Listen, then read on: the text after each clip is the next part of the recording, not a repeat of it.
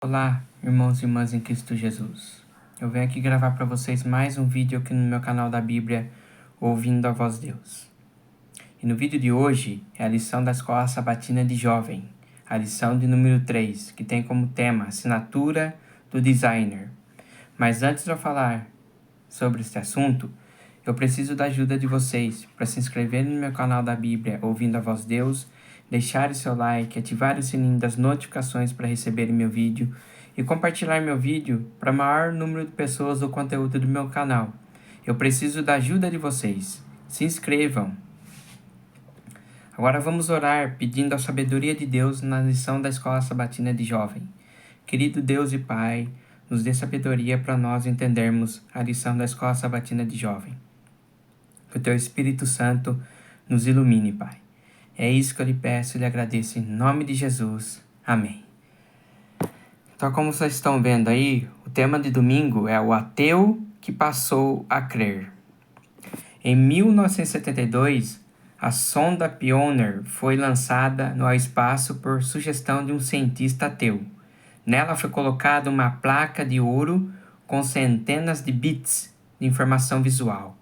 Obviamente, a intenção do cientista era que se alguma raça alienígena visse o artefato, logo concluiria que ele havia sido criado por outra raça inteligente.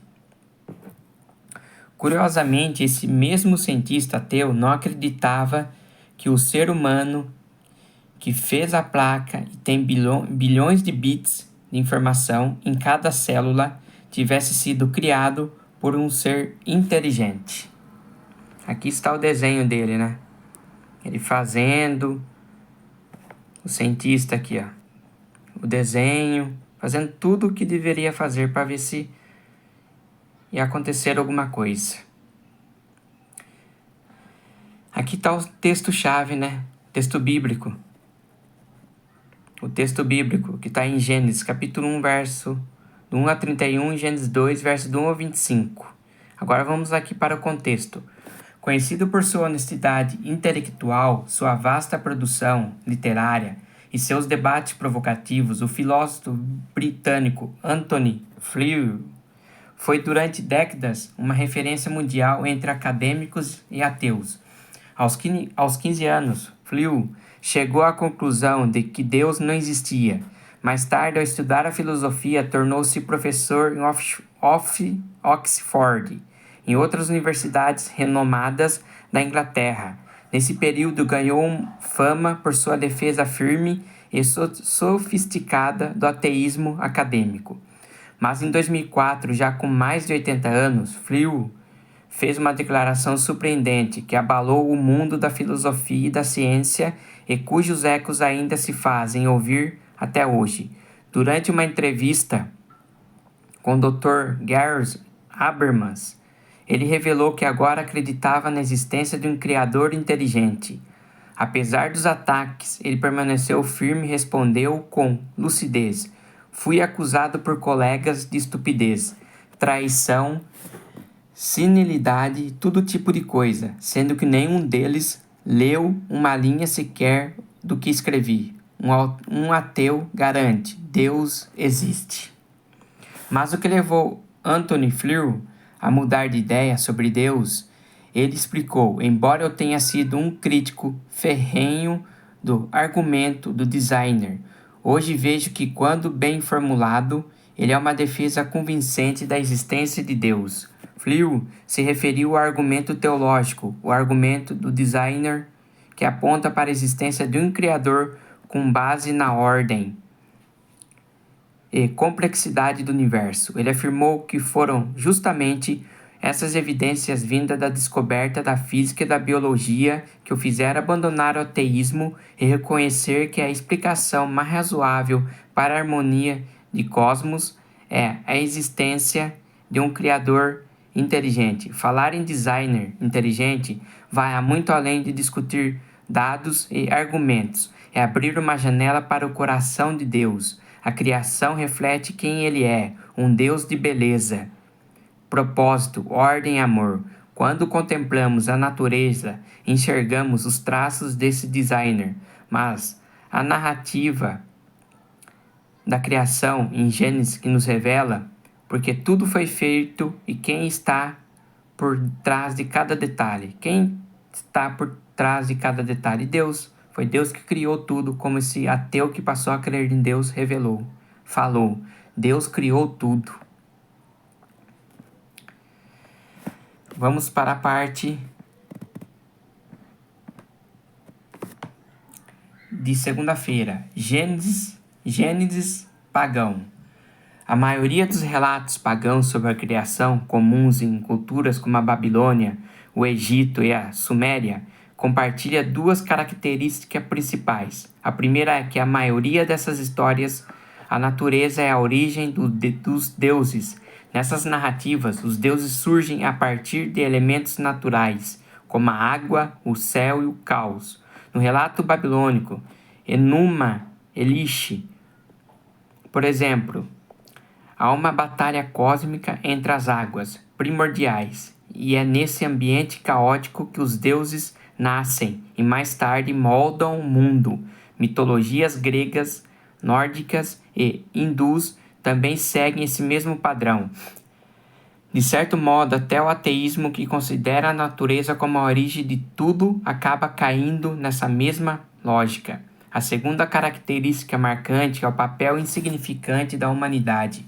Os seres humanos geralmente aparecem no fim da criação, quase como um improviso, criados apenas para realizar tarefas degradantes. Na mitologia babilônica, por exemplo, os humanos são formados a partir do sangue de um deus derrotado, com o objetivo de servir os deuses vitoriosos, fazendo aquilo que eles não querem fazer. O valor das pessoas nessas histórias é puramente funcional.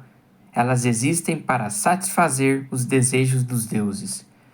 Na Bíblia, no entanto, inverte totalmente essa lógica. Primeiro, Deus não nasce da natureza. É Ele quem cria a natureza. O relato bíblico começa com uma declaração clara e direta. No princípio, Deus criou os céus e a terra, em Gênesis capítulo 1, versículo 1. Não há guerras entre deuses, nem forças naturais brigando entre si. Apenas Deus, em sua soberania, criando tudo com o seu poder, com o poder de sua palavra. Luz, céu, terra e mar, que está lá em Gênesis, capítulo 1, verso do 3 a 10. Ele não é produto da criação, ele é o Criador. A segunda é a mais extraordinária. A diferença é a forma como a Bíblia descreve a humanidade. O ser humano é o ponto alto da criação. Deus disse: façamos o ser humano à nossa imagem, conforme a nossa semelhança, em Gênesis 1, 26. Ou seja, não somos apenas mais uma criatura. Fomos feitos para refletir o próprio Deus, e não fomos criados para servi-lo de maneira mecânica ou humilhante, mas para exercer autoridade sobre a criação, ao contrário dos mitos antigos que colocam os humanos como escravos dos deuses. A Bíblia nos apresenta como parceiros de Deus no cuidado do mundo. Parte de terça-feira. Pistas no universo. Vamos explorar um aspecto fascinante do argumento do designer. A ideia de que o universo foi cuidadosamente ajustado para tornar a vida possível. As condições que permitem a existência da vida são tão específicas que qualquer pequena mudança tornaria tudo inviável. Veja alguns exemplos dos ajustes finos e precisos. Primeiro, a distância ideal do Sol. A Terra está exatamente onde deveria estar. Se estivesse um pouco mais longe, o planeta seria frio demais e os oceanos congelariam. Se estivesse mais perto, o calor intenso tornaria a vida insuportável. A vida depende dessa distância perfeita, um detalhe que sozinho já nos convida a refletir. Segundo, a gravidade certa na medida certa.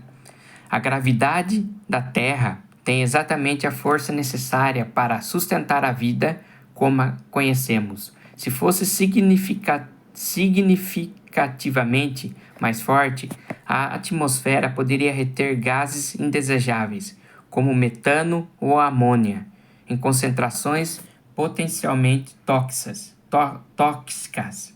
Se fosse mais fraca, seria difícil manter uma atmosfera densa. Moléculas essenciais, como o vapor da água, escapariam gradualmente para o espaço. Essa gravidade cuidadosamente equilibrada é um dos fatores que tornam nosso planeta habitável. Terceira, a força exata da Lua. A gravidade da Lua exerce um papel essencial na estabilidade do nosso planeta. Se sua força fosse significativamente maior, as marés seriam muito mais intensas e poderiam causar grandes inundações em regiões costeiras. Se fosse menor, a inclinação do eixo da Terra se tornaria instável ao longo do tempo, afetando profundamente o clima e a regularidade das estações. O delicado equilíbrio que torna a vida possível depende da interação precisa entre a Terra e a Lua. O físico Paul Davies resumiu bem: dizer que a vida está na corda bamba é um eufemismo impressionante. Imagine encontrar um aquário com peixes vivos na superfície da Lua. Seria absurdo pensar que eles apareceram ali, por acaso. Alguém teria colocado aquilo ali e cuidado para que tudo funcionasse. A Terra perfeitamente adequada à vida em um universo hostil. É como esse aquário, um sinal claro de intenção e cuidado. Parte de quarta-feira, momento hipertexto. Ao observar a beleza e a complexidade da natureza, desde o delicado equilíbrio dos ecossistemas até os detalhes perfeitos de uma flor ou um funcionamento preciso do corpo humano, é difícil não perceber sinais de um Criador inteligente. A criação fala de propósito, cuidado e poder. Jesus confirmou o relato de Gênesis em Mateus 19:4 e Gênesis 1:27, reafirmando a importância de crer nas origens como descritas na Bíblia. Em um mundo que muitas vezes rejeita Deus por causa do sofrimento ou das influências filosóficas e científicas distorcidas, podemos ajudar os que duvidam fazendo perguntas que os levem a refletir. De onde viemos? Qual o sentido da vida? Por que existe algo em vez de nada? Estar em contato com a natureza nos convida à adoração, reforça nossa fé e nos aproxima de um Criador que também é Salvador. O que os textos seguintes revelam sobre a criação e sobre o Criador? Aí está. Os textos, tudo foi criado. A criação revela o Criador. O poder de Deus sobre a criação. Aí está os textos, para vocês lerem, para ver o poder de Deus. Porque Deus foi o Criador de tudo. Como diz, Deus criou o mundo em 6 dias e no 7º dia descansou. Deus santificou o 7º dia, abençoou e descansou. Então Deus ele criou o mundo, os mares, os animais selvagens, os animais aquáticos. Deus criou tudo certinho. É só vocês lerem esses textos que vocês vão ver o poder de Deus. Vamos para a parte de quinta-feira, de Zeus a Jesus. A maioria dos ateus não faz parte de nenhum clube oficial do ateísmo, nem rejeita a fé cristã. Por causa de argumentos científicos sofisticados, muitos nem têm diploma em biologia molecular ou zoologia. Simplesmente escolhem não acreditar em Deus. Mas por quê? Para muita gente, a ideia de Deus mais perturba do que consola. Basta olhar para a história. Os seres humanos já acreditaram em muitos deuses e boa parte deles eram assustadores. E, sinceramente, até que um alívio saber que esses deuses não existem. Afinal, quem gostaria de viver com Zeus tentando seduzir membros da sua família? ou com Moloque exigindo sacrifícios de crianças? O mundo certamente é um lugar melhor sem eles. Mas, e o Deus da Bíblia?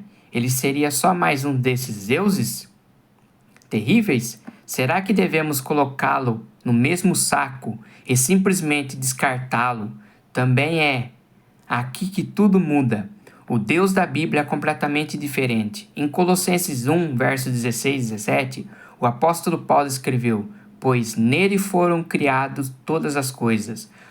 Tudo foi criado por meio dele e para ele. Ele é antes de todas as coisas. Nele tudo subsiste. Paulo está falando de Jesus. E o que ele está dizendo é simplesmente extraordinário. O Criador do universo é o próprio Jesus Cristo. Pense bem no seguinte: o Criador que deu origem ao mundo com sua palavra é Jesus. O Criador que formou Adão com suas próprias mãos é Jesus. O Criador que descansou no sábado com nossos primeiros pais é Jesus. O Criador que caminhou em direção a Adão e Eva depois que eles pecaram é Jesus. O Criador que prometeu enviar o Salvador é Jesus. Isso muda tudo? Jesus não é um Deus frio e vingativo, distante lá no alto, esperando o nosso erro. Ele é o Criador, presente desde o começo, e também é o Salvador que veio ao mundo para nos resgatar. A verdade mais maravilhosa é esta: aquele que criou o universo é o mesmo Deus que se humilhou para andar entre nós, curar, ensinar e morrer por amor a nós. O Deus que nos criou nos ama de maneira profunda e pessoal. A boa notícia não é apenas que Deus existe. A boa notícia é que Deus existe e o nome dele é Jesus. Vamos para a parte de sexta-feira. Mais perto do que imaginamos. A mão que sustém os mundos, no espaço, que mantém em sua disposição ordenada, é a atividade incansável, todas as coisas, através do universo de Deus. É aqui na cruz foi pregada por nós. Foi o Criador de todas as coisas que ordenou a maravilhosa adaptação dos meios aos fins e do suprimento às necessidades. Foi Ele que no mundo material proveu para que todo desejo implantado fosse satisfeito. Foi Ele quem criou o ser humano com a capacidade de aprender e amar, e por natureza Ele não deixa de satisfazer os anseios da alma. Nenhum princípio intangível, nenhuma essência impessoal ou algo meramente abstrato poderia satisfazer as necessidades e anseios dos seres humanos nessa vida de lutas com o pecado, a tristeza e a dor. Não basta crermos na lei e na força, em coisas que não têm piedade ou nunca ouvem o grito por auxílio. Precisamos saber que existe um braço todo-poderoso que nos sustentará e de um amigo infinito que tem compaixão de nós. Necessitamos nos agarrar a uma cálida mão e confiar em um coração cheio de ternura. É exatamente assim Deus se revelou em sua palavra. Em Ellen White, Educação, página 92 e 93. Basta que estejamos atentos e as obras criadas por Deus nos ensinarão lições preciosas de obediência e confiança desde as estrelas que em seus inexplicáveis trajetos através do espaço percorrem séculos após séculos os caminhos a elas designados, até o minúsculo átomo.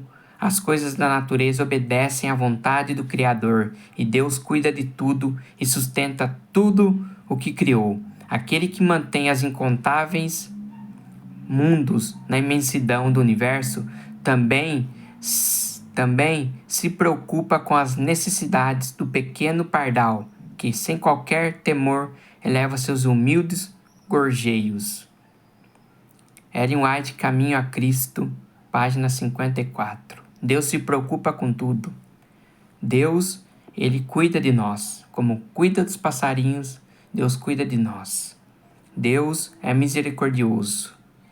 Esse Deus que criou tudo, criou o universo com o poder da sua palavra. Sábado, fé que resiste. Em Salmo 14:1 diz assim: Disse o insensato no seu coração, não há Deus. Corromperam-se e praticaram abominações. Já não há quem faça o bem. Vivemos em um mundo em que a fé é constantemente questionada. Para muitos, acreditar em Deus parece ultrapassado ou irracional, mas negar sua existência não elimina o vazio da alma. Pelo contrário, aprofunda-o. A fé não é um salto no escuro, mas uma resposta racional, experiencial a um Deus que se revela na criação, na história e principalmente na transformação de vidas. Lee Strobel era jornalista investigativo de Chicago, Tribune e ateu convicto. Quando sua esposa se tornou cristã, ele decidiu provar que a fé dela era uma ilusão. Usando seus recursos jornalísticos, investigou durante 2 anos as evidências históricas sobre Jesus. O resultado, ele concluiu que a ressurreição de Cristo não era mito, mas fato. Essa descoberta abalou sua descrença e o levou a entregar a vida a Cristo. Hoje, Strobel é autor dos livros que ajudam milhões de pessoas a encontrar fé, como Em Defesa de Cristo. Sua história mostra que até o ceticismo mais determinado pode ser vencido pela verdade. A criação aponta para o Criador. A ordem e a beleza do universo não são obra do acaso. A moralidade exige uma origem. O senso de certo e errado em nosso coração vem de uma fonte maior. A experiência pessoal. Deus continua transformando pessoas, curando feridas e dando propósito. Cristo como prova máxima à vida. Morte e ressurreição de Jesus permanecem os fundamentos sólidos da fé cristã. Ainda hoje, Deus continua se revelando.